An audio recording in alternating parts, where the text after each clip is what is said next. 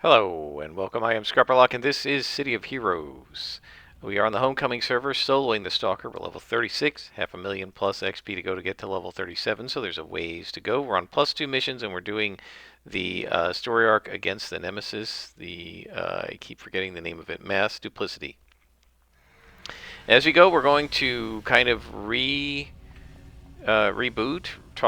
reprise our discussion of the Nerf bat and PvP, because somebody named eJam in Season 2, Episode 2, which just recently posted as the time I'm filming this, gave a good context for exactly what was meant when somebody said all the nerfs to PvP. So if we go back, wow, I missed again, 93.5 against a 90% chance.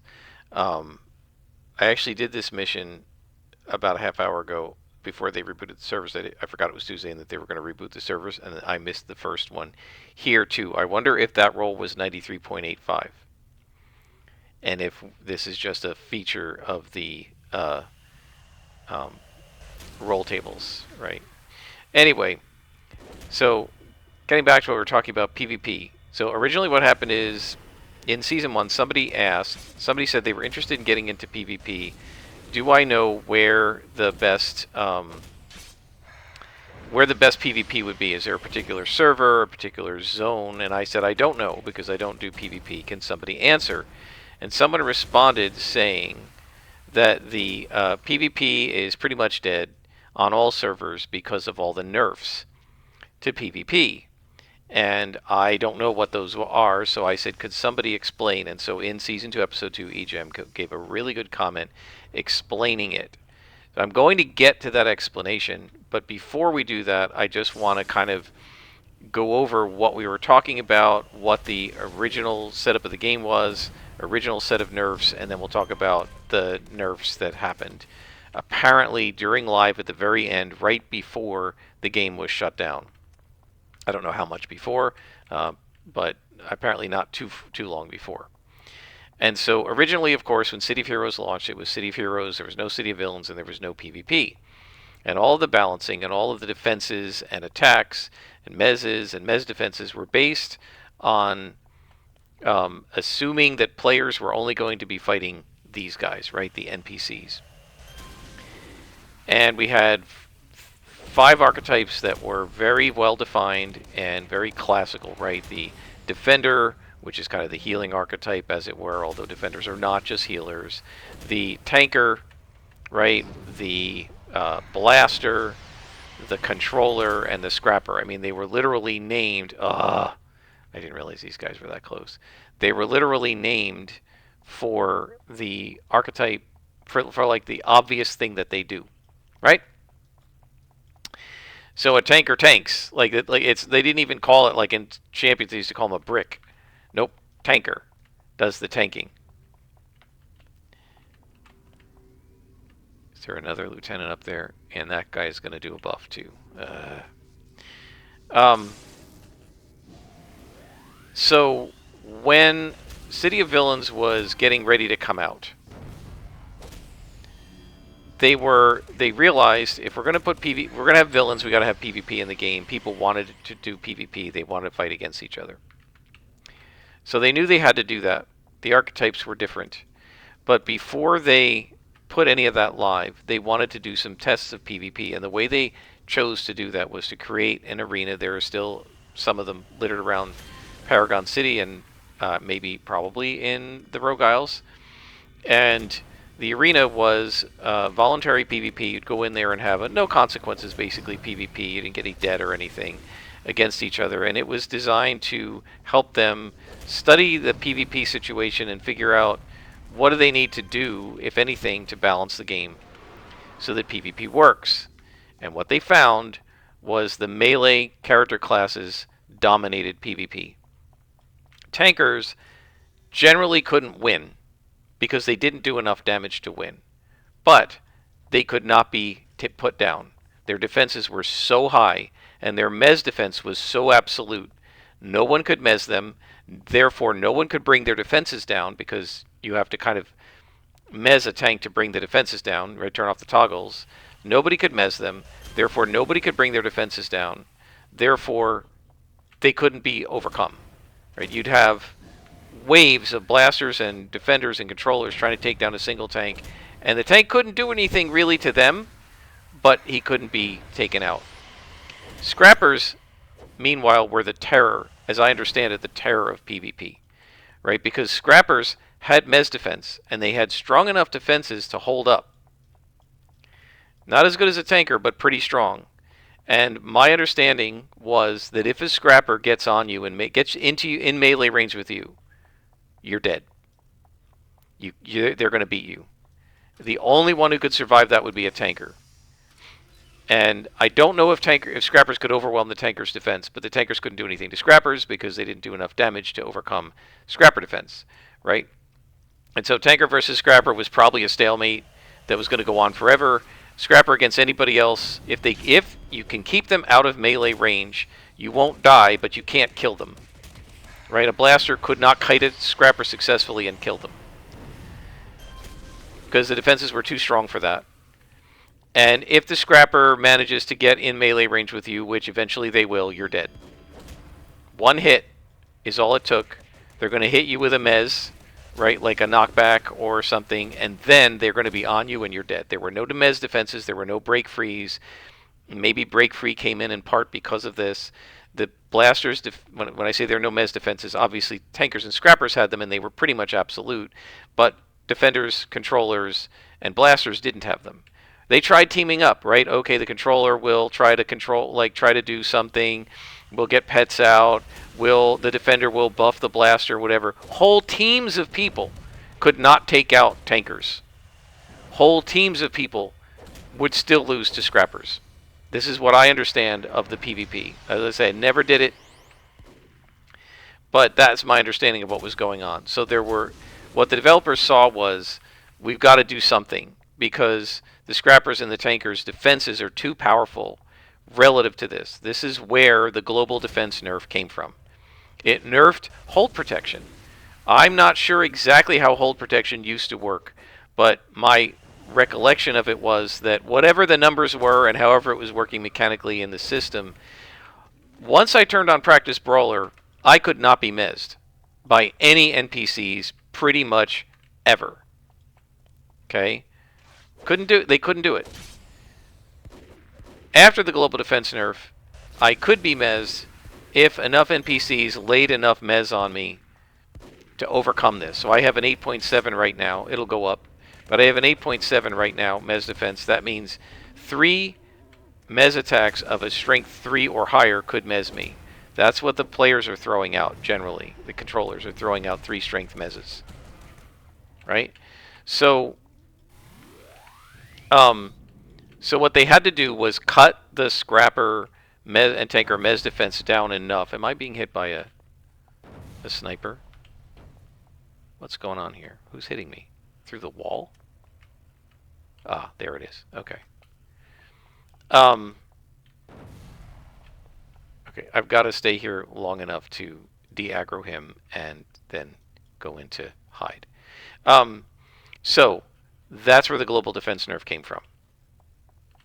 Is he still going to shoot me? Oh, he still knows I'm here. Okay, well, we'll placate you, and that'll fix that.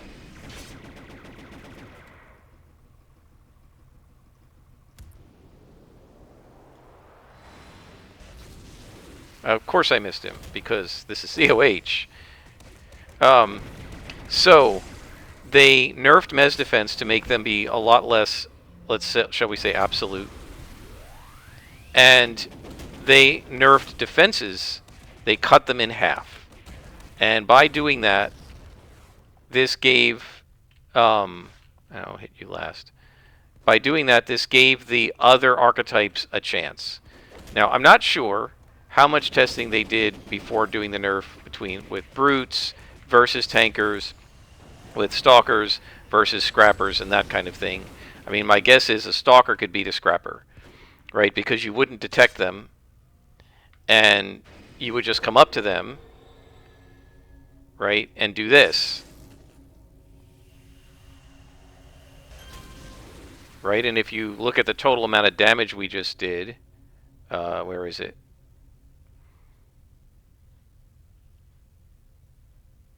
145, 207. So 374. Like, look at my hit points. I only have 900. That would have taken half a Scrapper's hit points down, right? Now, if the Scrapper then turns around and targets the Stalker and starts pounding on them, I don't know what happens at that point, right? Pre-nerf, I don't know. So they did the global defense nerf, and a lot of people complained, right? I was one of them. I said, you are killing our defenses, not because they're unbalanced in PvP, although I guess they kind of were, because, yeah, fighting against white cons was too easy. But I said you're rebalancing our defenses because of how they perform in a very specific circumstance that many of us are never going to experience because I don't do PvP.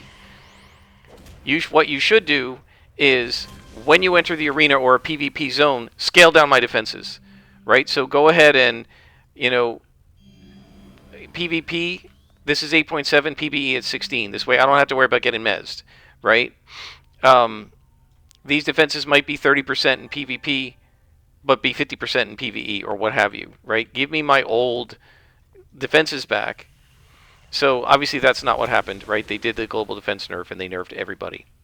Now, City Villains comes out. PvP worked okay, I guess. I never did it. I don't know how popular it ever was. I don't think it was ever wildly popular. I do remember with my original Super Reflex Scrapper, after I'd gotten all the other Explorer badges, and she was level 49 or something, and I had all the other Explorer badges everywhere else. The only places I didn't have the Explorer badges from were Siren's Call, Warburg, and Bloody Bay. And, there's another one, Recluse's Victory, that I keep forgetting about. I don't know if I went in there, but I did go into... I do remember going into Siren's Call and Bloody Bay. I don't remember if I went to Warburg. And I probably did. And I went in just to get the Explorer badges. And I stocked up. I told you guys I stocked up on the whole tray of purples. I think I had like a couple heals, a couple endurance, and everything else was purple. And the reason I did that was if I came across another player, I was going to go boom, boom, boom, boom, down 4 purples. At the time they were at plus 25 defense still, so it would have been 100% defense and just get the bleep out of there. Just take a powder. And when I went in there, my recollection is there was nobody there. Like, it was empty. I wasn't seeing a bunch of special effects and people fighting. I think I might have, like, tabbing around, found 1 or 2 other players, but for the most part, it was a ghost town even then. Now, how it changed after that, I don't know.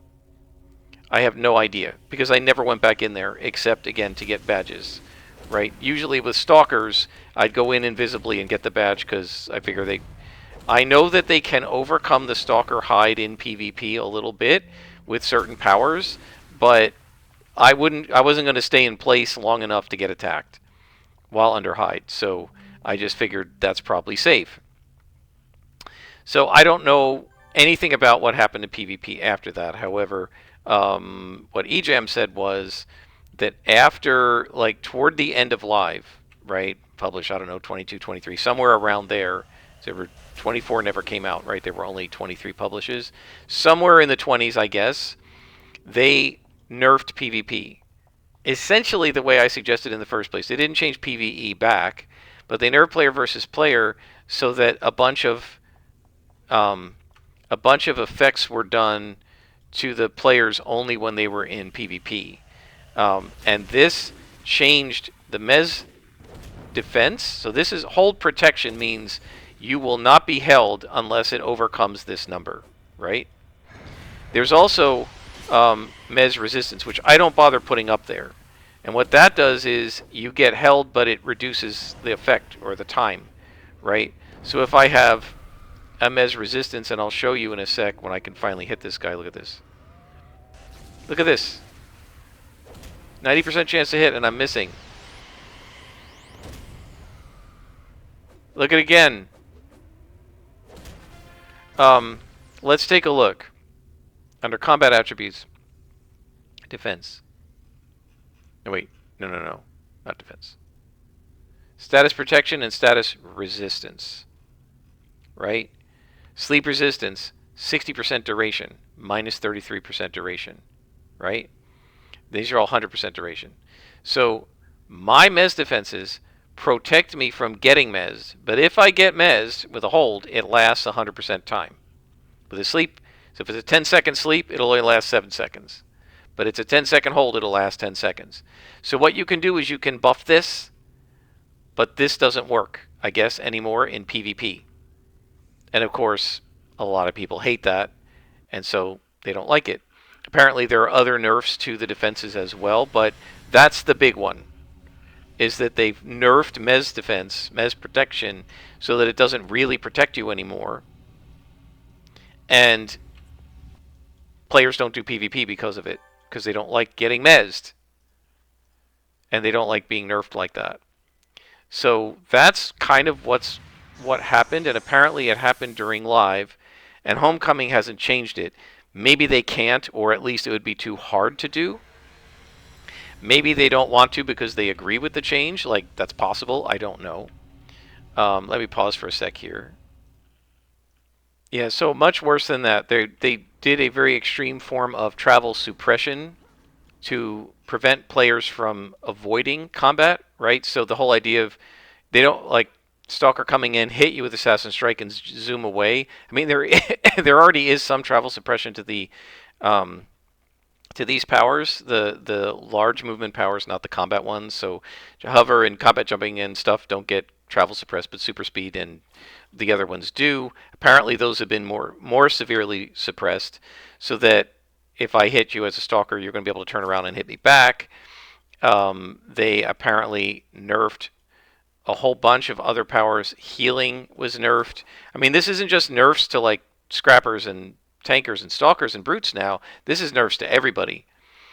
And I guess they made it so you can't stack things. So the idea of like having 3 defenders on your team and they all stack a defense, nope, doesn't work. The first defense works. Second defense is only going to be half as effective. Third defense is going to be half of that kind of thing. I don't know the exact numbers, but the idea is that they don't want too many of the same defense to stack. And so, like, essentially what you're doing when you do this is you're forcing all the players to fight each other with no, like, with the equivalent of if you stripped out all your enhancements and you were just fighting bear. Right? And players don't like that because it's taking away all of the things they did to build their character. And so, yeah, I don't know exactly the details, but it sounds pretty awful. And I have to admit, you know, one of my solutions doesn't seem to have worked, right? Because what I suggested was just have these nerfs happen in PvP and leave PvE alone. Well, that would have made me happy as a PvEer, right? But those nerfs that just happen in PvP, the result of that is nobody PvPs, which isn't what I want either, right? I'm not, like, I'm an advocate of everybody should play the game the way they want. I'm not trying to kill PvP. I'm just trying to protect PvE from all the nerfs that are only being done because of abuses happening in PvP, right? So, you know, the solution I thought would work. I assumed, I guess, that players who really wanted a PvP would do it, and the fact that things were nerfed to balance PvP wouldn't bother them, right? But it turns out the players don't like it when their characters don't work the same in PvP as PvE, and their solution was we're just not going to play it, which I guess I don't blame them for. So, yeah, I don't know. I don't know what the solution is, right? Because players are going to do things differently from how the AI does, right? There's no substitution for that fact. There's no way of getting around that fact. Right? You can't avoid it. Players won't act like NPCs do because the NPCs are controlled by a computer that's governed by algorithms that cannot take account of all the possible variables that a player can introduce with their character into a combat, right? Or any other situation. That's why game mastered game in role-playing games is always superior to one played against the computer. Or when you're playing against another player in a strategy game like a board game, the other players are always going to be better. Because the players can take account of every variable that they're seeing and come up with a solution to it, whereas who do I get first here? I guess this guy. The computer can't, right? A GM can possibly account for what you're doing, but but the computer may not be able to. And so, um, I don't know. The players will always be better than the computer, which means that things that work just okay against the computer may be too powerful against other players. So I'm not sure how you balance it.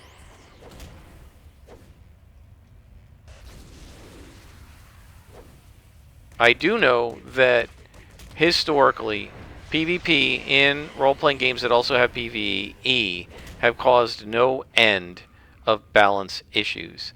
And I remember back in the day, there was a guy named The Foo on the forums. He was awesome. And he ran a private forum for just tankers and scrappers when there was a lot of bad blood between the false nemesis, the non-tankers and scrappers and everybody else. And I was on that forum. He argued, I think he was the one, somebody on that forum, I think it was Foo, it might have been Kali Magdalene. They were the most vocal about like game theory and stuff, and they were really smart. But I think it was Foo argued that games should be either full PvP or full PvE. Mixing them is a bad idea because you can't balance for both. I argued, well, if you just have PvE zones and PvP zones, you could balance within the zones and you're fine. But the City of Heroes experience now and the fact that there's no PvP at all when they did that. Oh, of course you did that just as I was getting ready. The fact that the PvPers just said we give up shows that I guess that doesn't work either. Many games that tried to be primarily PvP suffered from population. That is to say, because PvP tends to so often devolve into people. What is with these misses?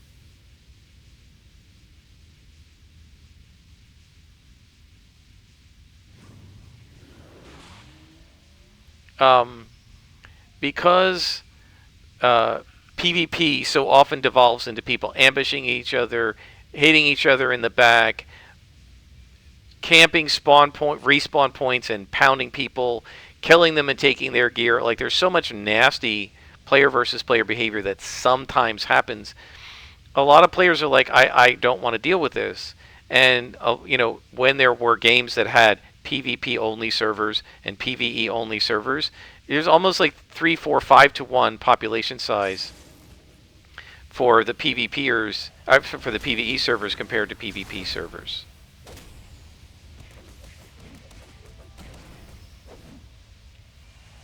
I don't mind if he deflects me, but I don't want him to... What hit me? I don't mind if he deflects me, but I don't want him to go intangible, because it's just a pain. How is he hitting me so much? Well, he is +2, but...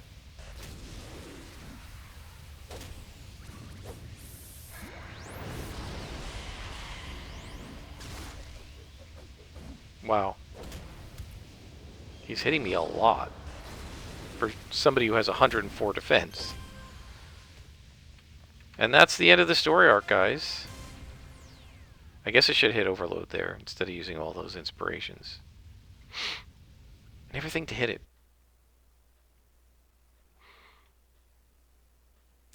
So anyway, yeah, a lot of times if you have a game that's just PvE, then you have the problem that the game can stagnate. Because once the players do all the content, there isn't anything to do, and the high-level game often can become very stale. This certainly happened in early City of Heroes, and one of the things they were hoping was that the quote-unquote high-level game would become PvP. And the thing is, not everybody wants to do that, right? So they even set up the bases so that they had these like items of power that you could get, and then if you had an item of power in your base, you could be rated by the opposite side, so villains could be rated by heroes and vice versa, and you could set up like turrets and stuff and defenses in your base. And what they wanted was to have people raiding each other's bases, and I feel like there was even talk of some system of scheduling it. That is, you could like open your base for raiding from 10 p.m. to 12 p.m. every Thursday and Saturday or something like that. And I can't remember exactly how that was supposed to work. It never actually functioned. And most people who made bases had no desire to do that, because villains could come in and destroy your base, or heroes could come in and like destroy the crap in your base, and now you have to spend prestige to fix it. Like, who wants to do that? So it never really worked. And so most of my experience with this kind of thing has been that the PvP crowd and the PvE crowd are relatively different player types, and it's really hard to get a game that appeals to both and equally so. And City of Heroes clearly is very far on the dial to the PvE side, and not the PvP side. And some of that has to do with the nature of the game, I think, and some of it has to do with the nature of the players playing the game, and some of it just has to do with the way the balance has been done. So anyway, that's an explanation of all the nerfing of PvP. It apparently is not Homecoming's fault. It apparently was done by the original developers at the very end of life. Okay, we have this Steve Sheridan thing. I've got his number, which makes me think that he might have a story arc for us. Confiscate the Rick D music. This will probably be our only other mission, because I do have to go to work today. Classes start tomorrow, so I don't have to do a lot, and I've been working from home. And actually, I was given a bit of a break. I had a student who was a very good student in my class. She had me 3 times, got an A minus, and a B plus. Really, really good in my classes. Apparently not as good in her other classes, so her GPA is only about a 2.58, which is not great. It's a C plus, right? And she had to repeat a couple of classes, and she's gotten some C's and C minuses in some of her bio classes. So, again, not what you want to see for somebody who then emailed me and said, I'd like a letter of recommendation.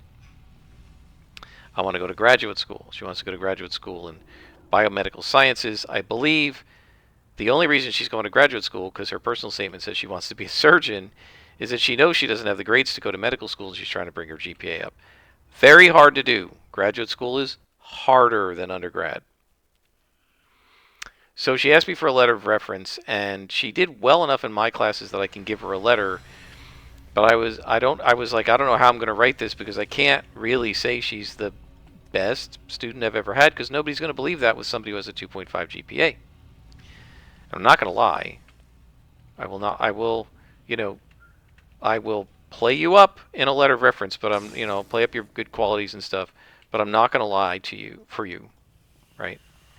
So, but I figured I could do it, and but she told me this Friday, and she needed it, she said, by the 15th of January, which is 2 days from now.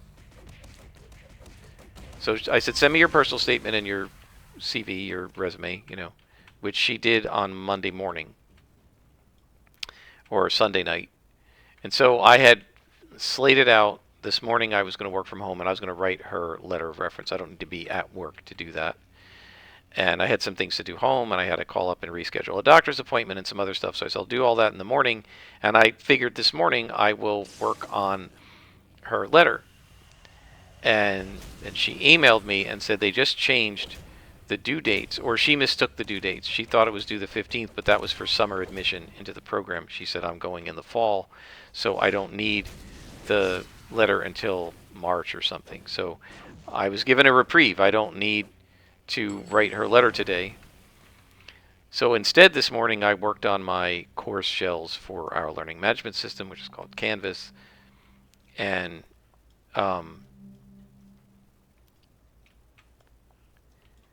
for crates to confiscate, I guess I confiscated that. It stopped humming. So I worked on I was going to do those this afternoon when I went into work, but I worked on those today and I got them done. So I'm finished. Like, I don't actually, I need to work a little bit on my slides for tomorrow's class. I got to change a couple things, but that's like the work of 20 minutes. Technically, I don't actually need to physically go into work today, but I do need to talk to the department chair about a couple of other students and, you know, who were supposed to graduate in the fall and didn't because they failed classes, and what are we going to do now to try and help them out. And so I need to talk to her. Oh, these guys are going to be a pain, but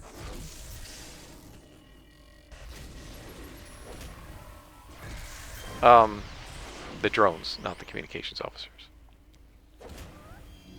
56% to hit them, 27% to hit them actually. Now 74, 35, 27, 33% with this running. That is sick. So this guy's plus 3 to me. 27%. 74%. Why is it so wildly different? I think this one, because it's an AoE maybe?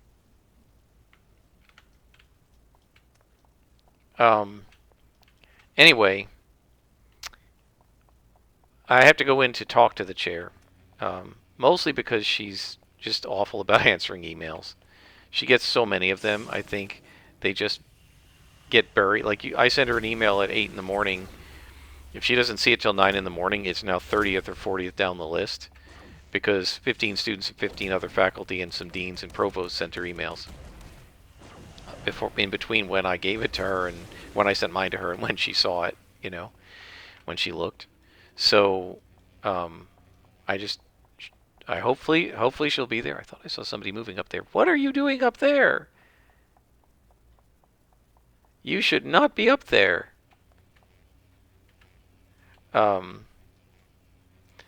So I just want to go in and see if I can. I don't know if I'm going to be able to talk to her in person. Oftentimes she's swamped in person too, but I'm hoping if I can catch her shortly after lunch and just kind of get a few minutes of her time, we can talk about these 2 or 3 students and get it over with in about 5 minutes, and then, you know, I can then I've taken care of what I need to take care of. Where's the conscript? Is he still up there? Did he come down? I don't see him up there anymore.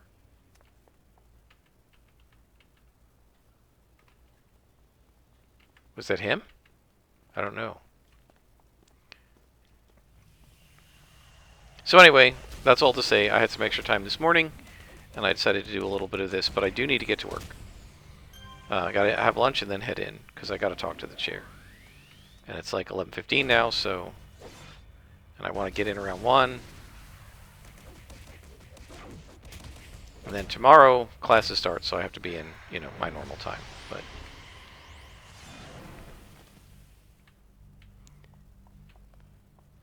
I walked in this way. How did I not see these two? Okay, who's worse? I guess comm officer, because the Guardian's only bad with somebody else present. Guardian can't really do anything by himself except shoot you, because he puts shields around other people, but if there's nobody else for him to shield, then I guess it doesn't matter. Alright, let's see. I think I'm going to get the glowies here, and we may fight some other guys, but let's make sure we get the glowies, because I do need to get to work. Did somebody shoot me? Oh, the drones can see you. I forgot about that. The drones are really good at seeing. They can actually see through the hide. They have very high senses. Alright, let's go with this.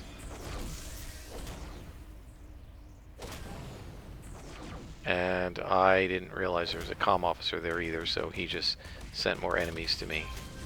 So this is how, what I was talking about, trying to do quickly, and it ends up taking longer because you're not being careful.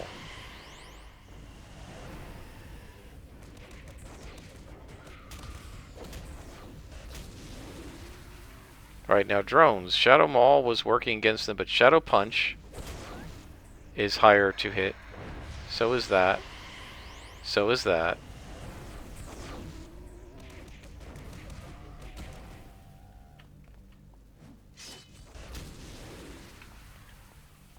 Are we done now? Did I finish aggroing people?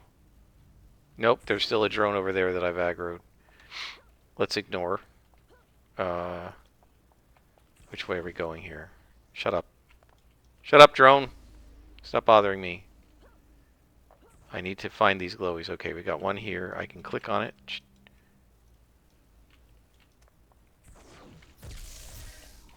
Alright, he's not going to leave me alone, so...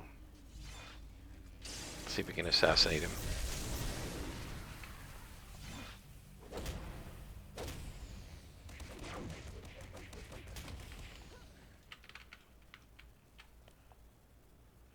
Let's go back under hide, but the drones are probably going to still see me.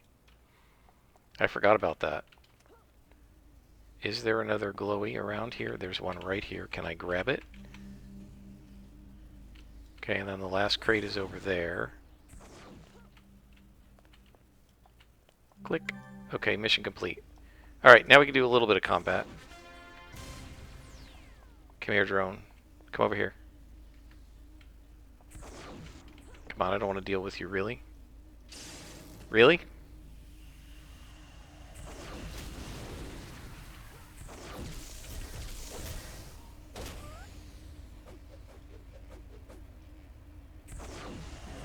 So these are our top to hit. There we go. Now we can placate.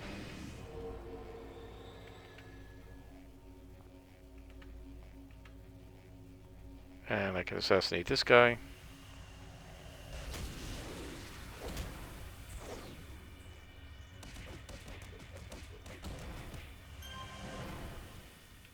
Okay, guys, I think we're going to stop here because I really do need to get some lunch and get to work. Meaning go to work. I do want to once again thank eJam for that really great, beautiful paragraph describing all of the nerfs and such and such that happened with PvP and why people don't like PvP. And oh, we're on the Organ Grinder story arc. That is awesome.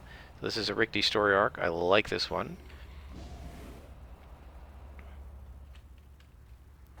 So we will do that when we come back. But for now, we're going to stop here.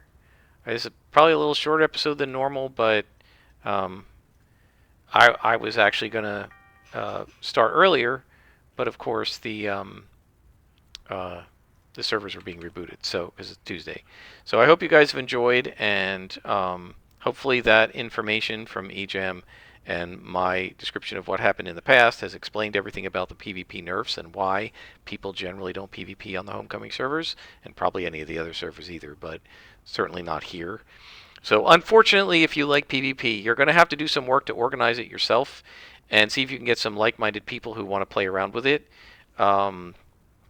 Maybe if you're a role player, you can find a roleplay hero group that has an enemies roleplay villain group. Some of these groups do this together, and then they will voluntarily meet in a zone and fight each other just as part of the roleplay. You might get some of that. But other than that, I don't know what else to tell you, and I do feel for you because, again, it's frustrating when your preferred playstyle is just not one that you can engage in. PvE, if nobody else comes on the server, I can do. But PvP, you need other people to do it. And if nobody's doing it, you're kind of stuck.